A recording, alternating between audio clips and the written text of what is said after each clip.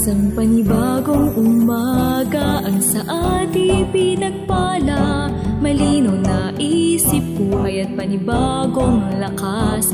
Sa maghapong paggawa hanggang sa payapang pagtulog, tanging sambit ng puso, Ama, salamat po.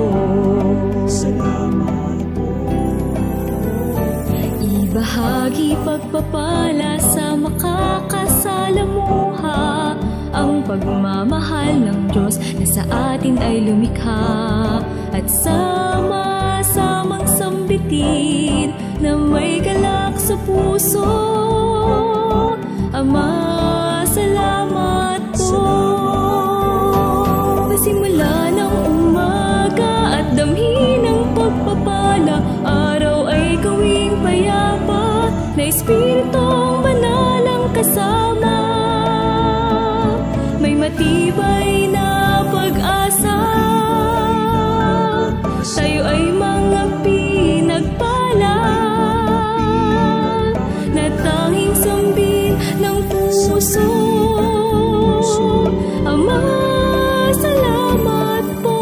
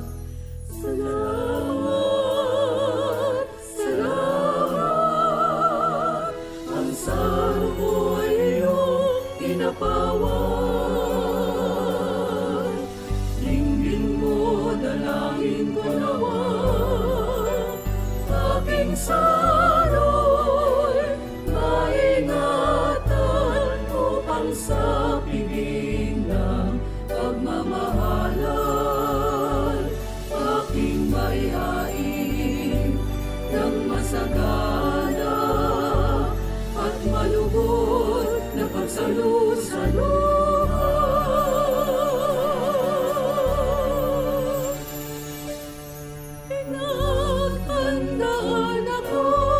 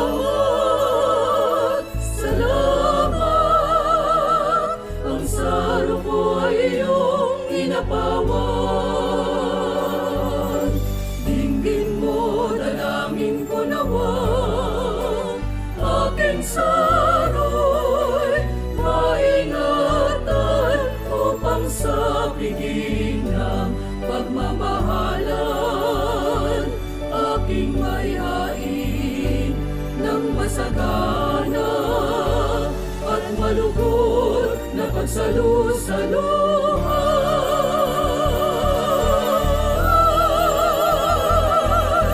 Salamat, salamat, ang saro ko'y iyong tinapawan.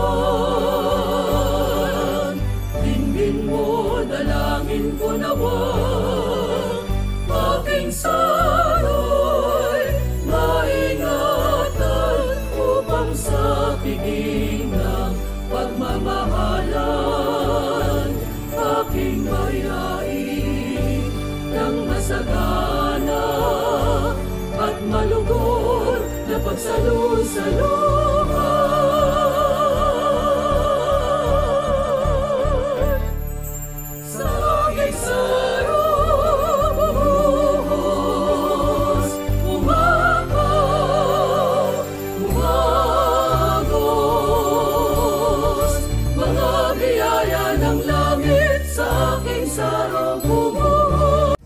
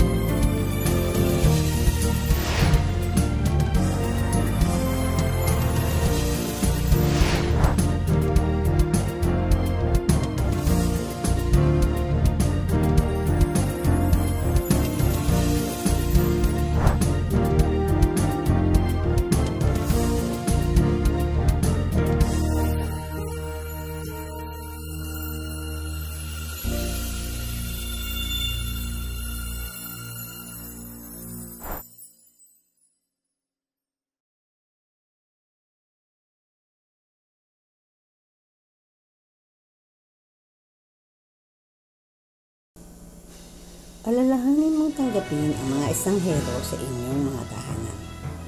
May mga tao na nagawa ito at nakatagpo ng mga anghel na hindi nila alam. Hebreo 13:2. Mahalin mo ang iyong kapwa. Magmahalan kayo. Iniutos sa atin ni Kristo na ipakita ang ating pagmamahal sa ating mga kapatid sa pananampalataya. Ang pagmamahal ay isang aksyon. Ito'y tawag na tungkulin na gumawa ng mabuti at hindi magsabi ng mabuti lamang. Dapat tayong maging mapagbigay sa pagtulong sa isa't isa.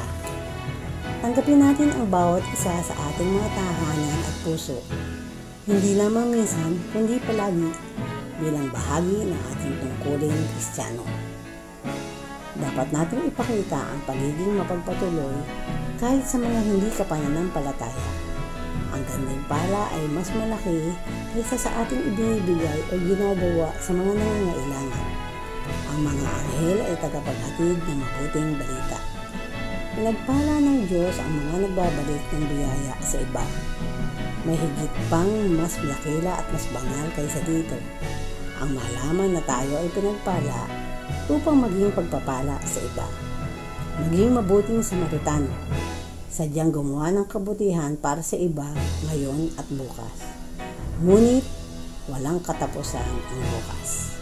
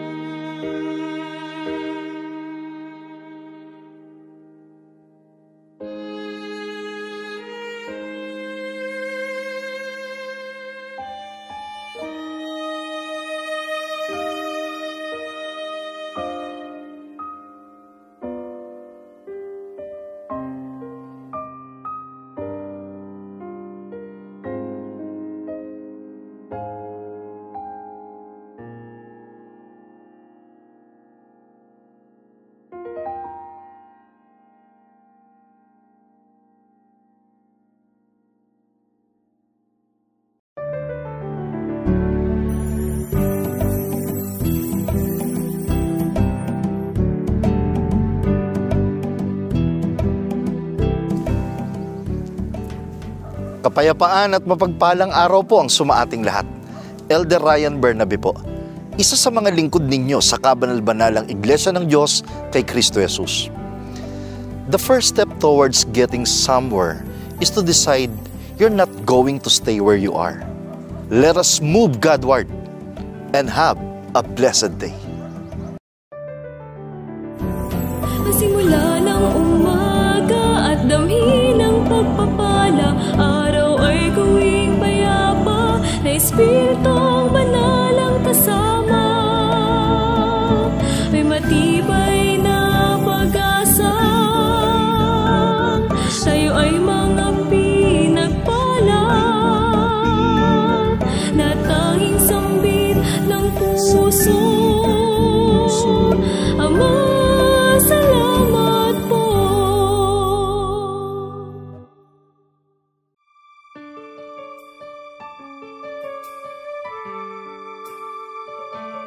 A blessed day to all. Isang pinagpalang araw po ang sumainyong lahat. Muli ang daily reflection natin sa araw na ito ay mababasa po natin sa 1 Peter chapter 1 verse 13. Pakinggan po ninyo.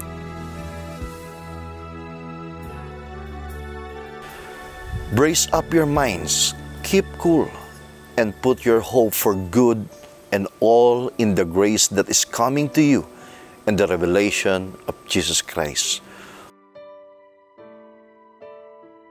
We are at times caught up in a fast-paced world, experiencing life's pressures, problems, troubles, hardships, etc.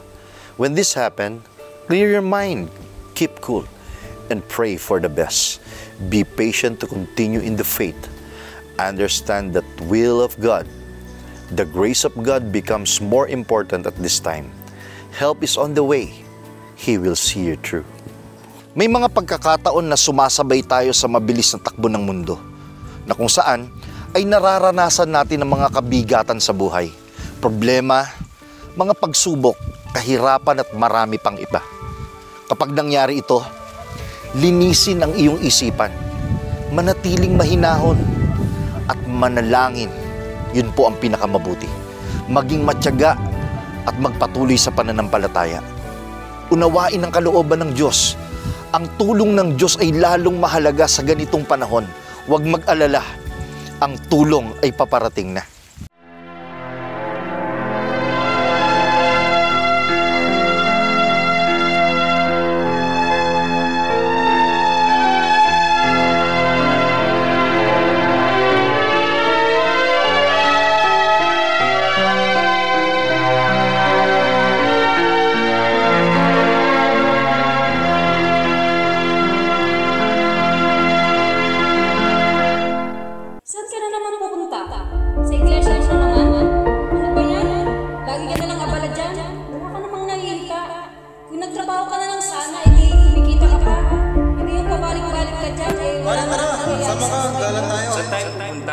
Hindi ako pwede ngayon kasi kasama. Alam mo, lagi ka naman sumasama dyan eh. Parang boring naman yan. Alam mo, sumama ka na lang sa gimmick tayo. Tapos siya, mas masaya lang. Huwag ka nang tumuloy dyan sa mission mo. Pag sumama ka sa amin, mas mag-enjoy buhay mo kayo sa Diyos. Sige na, sa amin ka na sumama. Ano, Mera? Pag di ka sumama, di ka na namin kaibigan. Magkalikotan na lang tayo. Sige na, huwag ka na sumama sa mission. Sinasabi ko sa'yo, kapag tumuloy ka pa ng punta sa iglesia mo na yan, itatakwin na kita. Kalimutan mo sa mga lang. Huwag ka na tumuloy dyan!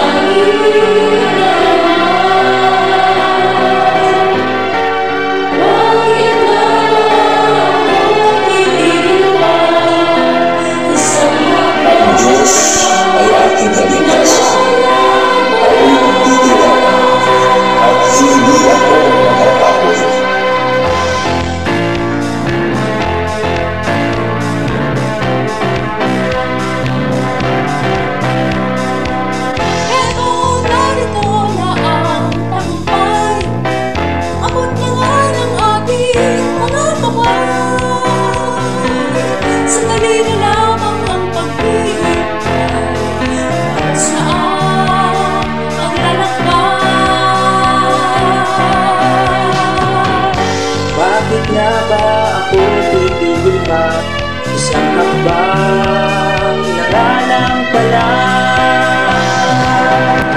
Hindi ako matatakot, pagkat ang Diyos ay sumasa akin. Hindi ako mangangamba, ako'y kanyang tinutulugan, ako'y kanyang inaalalaya ng tangang kamay ng kanyang katwiran.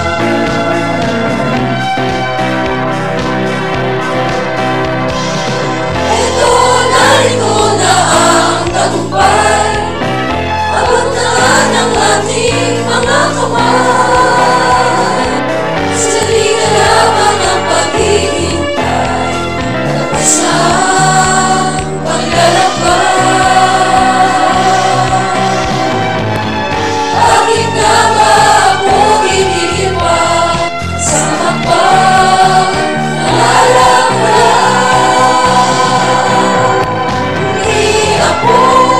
Matatakot, pagkat ang Diyos ay sumasa akin. hindi ako mangangamba, Ako'y kanyang tinutulugan, ako'y kanyang inaalalaya ng tangang kamay ng kanyang katwiran. hindi ako matatakot, pagkat ang Diyos ay sumasa akin. Hindi ako mangangamba, ako'y kanyang tinutulugan, ako'y kanyang inaalalaya ng kanang kamay. Nagpapatuloy nga ako tungo sa hangganan upang pagtatag at timpala ng pagkatawag sa akin ng Diyos sa pamamagitan ni Kristo Jesus, ang buhay na hahantong sa langit.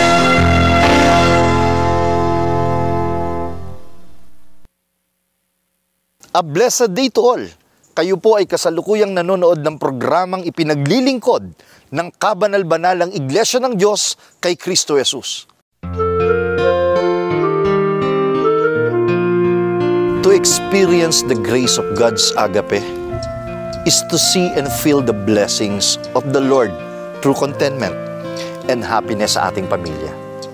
Panoorin po natin ang segment na Grace of God's Love.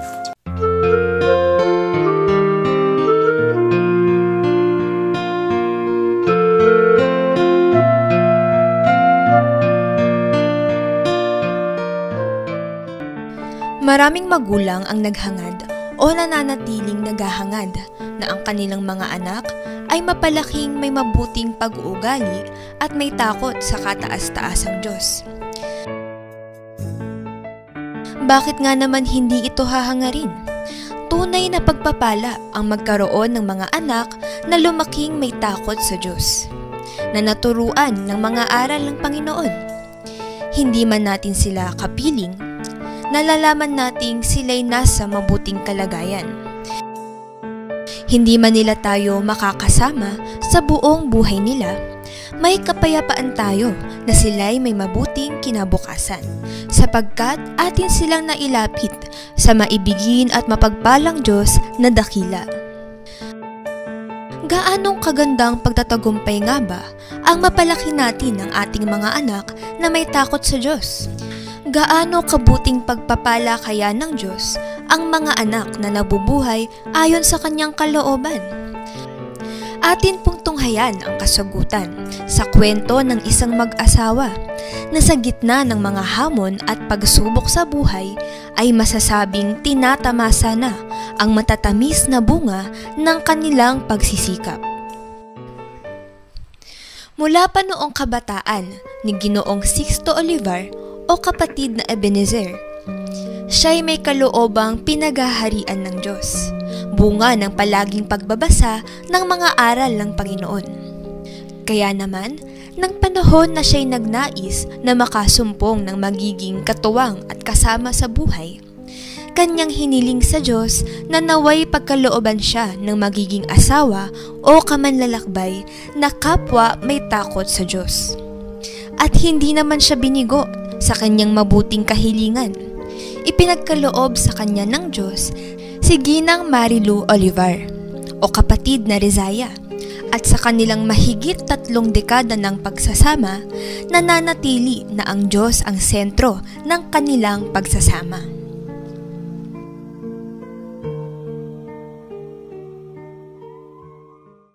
Nang ipinasumpong ng Diyos sa kanilang mag-asawa ang kanyang katotohanan, kapwa naging masigasig sa paglilingkod ang kapatid na Ebenezer at kapatid na Rizaya.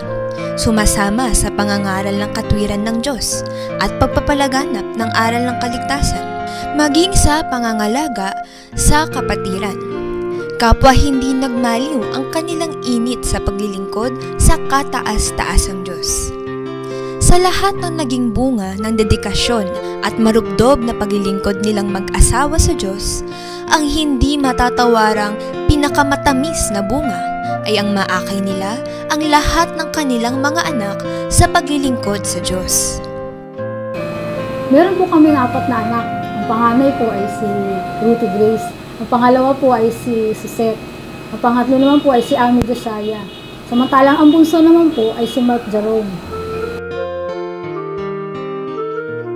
Paano nga ba nakamtan ng kapatid na Ebenezer at kapatid na Rizaya ang mabuting pagpapalang ito mula sa Diyos?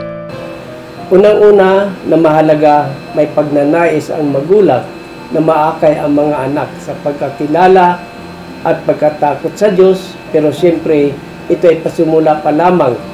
Kalakip ng pagnanais nito at lubos na panampalataya sa Diyos, dapat ay matyagang pagkilos upang masikutuparan ito. Mula pa noong una, bunga ng kanilang pananampalataya, kapasyahang matibay na ng kapatid na Ebenezer at kapatid na Rizaya na maakay ang kanilang mga anak sa pagkilala sa Diyos. Kalakip ng pananalangin sa Diyos na sila'y pagkalooban ng mga supling na tunay na mabuti at may takot sa Kanya, kasakasama din nila parati ang kanilang mga anak sa lahat ng gawaing paglilingkod sa Diyos kahit nooy mga bata pa lamang sila. Sa pagsamba, mga pangkalaganapan na pasalamat, maging sa pangangaral. Dahil ayaw naman namin maiwan lang sa bahay ang mga bata, minabuti na namin na isama sila sa mga gawaing paglilingkod sa Diyos. Kasama na namin sila, matututo pa sila ng mga mabubuting bagay para sa Diyos. Hindi dahil marangya at sagana sila sa buhay na ito, kaya't nagawa nilang maakay sa paglilingkod sa Diyos ang kanilang mga anak, kundi dahil sila ay sagana sa pag-ibig at lubos na pananampalataya sa Diyos. Noong nag-aral pa sila sa elementarya, yung pangailangan na gastusin sa kanila, nakayanan ko pa. Nung sila ay nag-aral sa secondary level, yung high school, doon na ako nahirapan, kaya nag-iba ako ng paraan ng paghanap buhay. Nag-jeepney driver ako, nag-taxi driver, hanggang sa marating nila ang kolehiyo. Bilang katuwang po ni Brother Ebenezer, syempre, sa akin po nakatoka yung pagbabudget. Ang ginagawa po namin, para po talaga matugunan namin yung expenses po sa gawain. Talaga pong yung mas po talaga namin binibigyan pansin yung pong sa gawain na mga panggugulin. Yung para po sa mga panlaman, yung pamamasyal, tsaka mga luho-luho, yun po yung huli ko. May sobra, saka lang may ganun. Pero ang inuuna talaga namin, yung mga pamasahe namin, bagong damit na pangsamba, yun po una namin bibigyan ng budget bago po yung mga luho. Yung pagkain sa labas, yung pamamasyal. Talaga po nung maliliit pa yung mga bata, wala talaga kaming ganun, panonood ng sine, pagkain ng masasarap na pagkain. Di talaga namin yun binigyang pansin. Basta lang kami, ang gugol talaga namin para sa gawain lang talaga. Ngayong malalaki na sila, ayun, saka na lang namin natikman yung mamasyal, yung ganyan, makabili ng mga iba-ibang gamit na talagang kaya lang namin bilhin.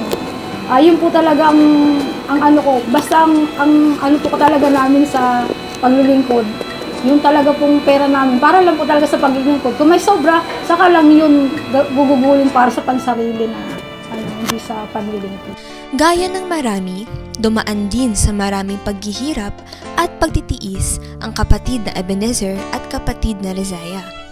Pinagkakasya lamang ang kapwa nila kinikita upang maitaguyod ang kanilang pamilya. Ngunit dumating man noon ang mga panahon na kapos sa mga bagay ng mundong ito, hindi nangailangan kailanman ang kanilang pamilya ng mga bagay na espiritual. Sapagkat sa kabila ng hirap sa buhay na ito, hindi nila kailanman binitiwan ang paglilingkod sa kataas-taasang Diyos. Hindi namin inisip na maglingkod tayo sa Diyos. Tapos pag uwi sa bahay, walang-wala naman tayo. Hindi talaga namin alintana ang hirap. Habang naglilingkod, kaligayahan naming lahat bilang pamilya ang sama-samang makapaglingkod sa Diyos. Katotohanan ngang hindi nauwi sa wala ang lahat ng pagsisikap nilang mag-asawa para sa kanilang pamilya. Maging ang pagsisikap nila na mabigyan ng mabuting halimbawa ang kanilang mga anak patungkol sa paglilingkod sa Diyos ay nagbunga din naman ng tunay na napakatamis na bunga. Ngayon, bukod sa kanilang mag-asawa na kapwa tagapangalaga ng mga kapatid, ang lahat ng kanilang mga anak ay mga ordinadong mga awit para sa Panginoon.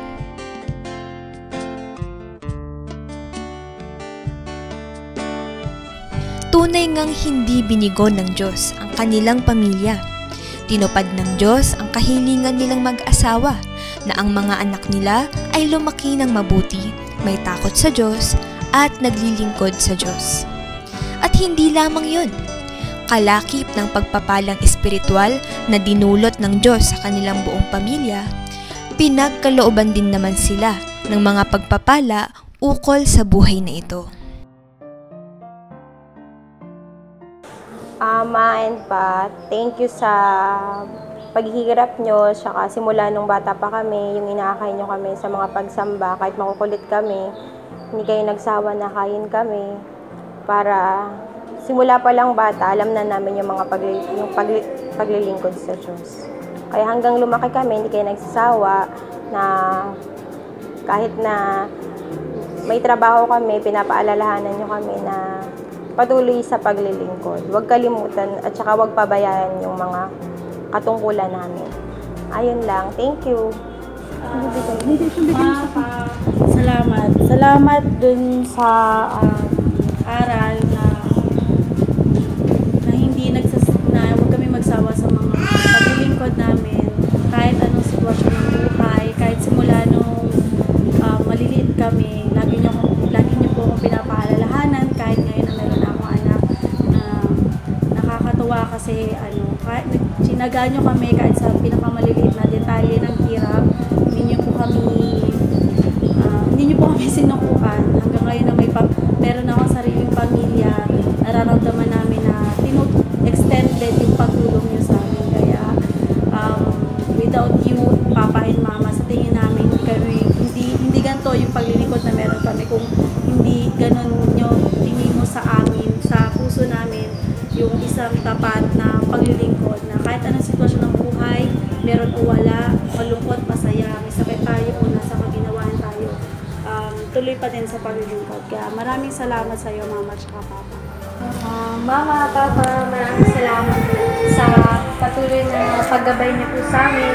Tulad ng sinabi nila, mula nung bata pa, hindi lang kayo naging mabuting magulang sa amin, naging mabuting abiset din kayo na umaakay sa amin. Minsan may mga pagkakataon na tinatamad, pero patuloy nyo kaming pinapayuhan na parang mga abiser, hindi lang mga anak. Kaya maraming salamat sa pagmamahal niyo po sa amin. Tapos mahal na mahal namin kayo. Salamat sa mga gabay niyo sa aming magkakapatid na Kahit na nahihirapan kayo, alam namin yun na sinagaan nyo kami na tulungan para mapagtapos ng pag-aaral at gayon din sa paglilingkod. Yan, we love you. Hindi mga bagay ukol sa lupa na ito ang nagpapanatiling masaya sa kanilang pagsasama-sama bilang pamilya. Lalong hindi ang mga bagay sa mundong ito ang nagdulot ng pagiging mabubuting supling ng mga anak ng kapatid na Ebenezer at kapatid na Rizaya. Ang lahat ng ito ay bunga ng pagkilos ng Diyos sa buhay ng bawat miyembro ng kanilang sambahayan. Sa paglilingkod po tayo bilang magulang, syempre, inisip natin yung kapangalan ng mga anak natin. Gusto natin sila na magkaroon ng magandang kinabukasan.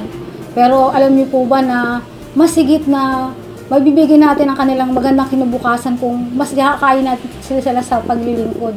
Kasi po, pagka po kasi inakay natin sila paglilingkod, hindi po sila mamamali sa bawat takbang nila, lalo na po sa mga pagpapasya. Kami nga po ang inisip namin, maakay sila sa mga gawaing paglilingkod. Hindi namin akalain na makakatapos sila ng pag-aaral. Dahil alam namin na Diyos lang talaga ang makakatulong sa amin. Hindi namin iniisip na darating ang panahon na sila ang mag-aakay sa amin, bibili ng aming mga maintenance na gamot. Kaya kailangan namin silang tapusin pag-aaral. Hindi namin iniisip yon. Basta inisip namin, gaya ng sinasabi ng Diyos, kung paano ang mga bata akayin sa mga paglilingkod, ganoon namin sila inakay. Hanggang sa yun, hindi namin akalain na yung pagsisikap na yun, ang Diyos na mismo ang nagbigay ng sikap sa puso na yun. Nakatapos sila ng umaasa talaga sa Diyos. At ngayon, sila na yung kung saan din mo na sila hihingian. Inilalagay sa puso nila ng Diyos yung pagmamahal sa magulang. Hindi nyo na sila kailangang utusan pa, kailangan ko ng ganito. Kasi puso na nila ibibigay kasi itinuro natin sa kanila ang paglilingkod sa Diyos. Kapag naglingkod ka sa Diyos, ituturo sa kanila kung paano lang mahalin ang magulang, kung paano lang mahalin ang mga nagmamahal sa kanila, at paano mahalin ang katungkulan sa Diyos. Kaya mga kapatid, ganun po tayo inaakay ang Diyos sa mga paglilingkod. Akayin natin ang mga anak natin, huwag tayong magsawa. Magtiyaga tayo sa kanila, pag bata pa talaga sila, mahirap sila akayin. Pero pagtiyagaan natin sila akayin sa paglilingkod dahil hindi tayo magkakamali ng pagpapasya. Darating ang panahon talagang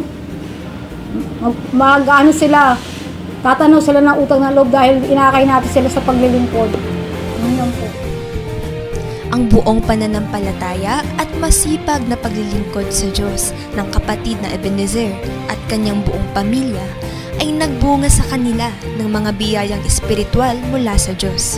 Kalakip din ang mga biyaya na ukol sa mundong ito. Isang buhay na katunayan ang pamilya ng kapatid na Ebenezer at kapatid na Rizaya na kung ang Diyos ang sentro ng pagsasama-sama, tiyak na magiging payapa, maligaya, at puno ng biyaya ang buong sambahayan. Maraming salamat po sa pagtangkilik ninyo sa pagtatanghal na ito. At maraming salamat din po sa lahat ng nag-share ng link ng ating broadcast. Sana po ay magkasama-sama tayong muli sa susunod na mga araw ng pagtatanghal. Sa bahagi pong ito, inaanyayahan ko po kayo na sama-sama po tayong manalangin. Ipagpasalamat natin sa Panginoon at ipagtagubilin ang panibagong araw na ito na ating lalakaran. Manalangin po tayo. Aba, Panginoon naming Diyos, tunay na makapangyarihan ka sa lahat at araw-araw ay ipinadarama mo sa amin na handa mong ipagkaloob ang bawat pagpapala sa amin pong mga buhay. Hindi lamang sa amin na yung mga kinakasangkapan, kundi lalo na po sa lahat ng mga taong nangangailangan ng pagpapalang mula sa iyo. Salamat sa maraming paggabay mo sa bawat pamilyang Kristiyano at sa lahat ng pamilya na naaabot po ng programang ito.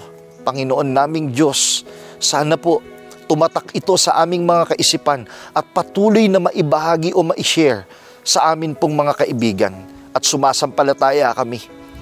Ikaw ang patuloy na tutulong upang umunlad pa ang programang ito. hindi sa kapurihan ng sinuman, hindi sa ikatatanghal ng sinuman, kundi lakip ng aming hiling palagi, ipagpala mo sa amin ang kababaan ng kalooban na ang tanging hangad, maipakilala ka namin sa amin pong mga paglilingkod. Dalangin namin sa iyo ang lahat at pakiusap. Sa pangalan mo lamang, Kristo Jesus, na aming tagapagligtas. Amen.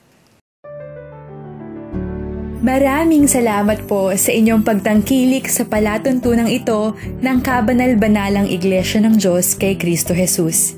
Kung nais po ninyong mapanood ng iba pa naming programa, mag-subscribe sa ating YouTube channel na The Most Holy Church at bisitahin ang aming Facebook fanpage na MHC Media. Upang lubos po ninyong makilala ang Kabanal-Banalang Iglesia ng Diyos kay Kristo Jesus, bisitahin ang ating official website na www.mostholychurch.com. Para naman po sa inyong katanungan, prayer request, o libreng Bible study sa inyong tahanan, i-post lamang ang kahilingan sa comment section ng programang ito. Maaari din po kayong tumawag o mag-text sa mga sumusunod na numero. Sa Smart o Talk and Text, 0909-555-5009. Sa Globe o TM, 0926-383-0454. Sa Dito SIM, 0991-419-2027. At sa landline, 8255-6949 o 8553-0946. Maraming salamat po.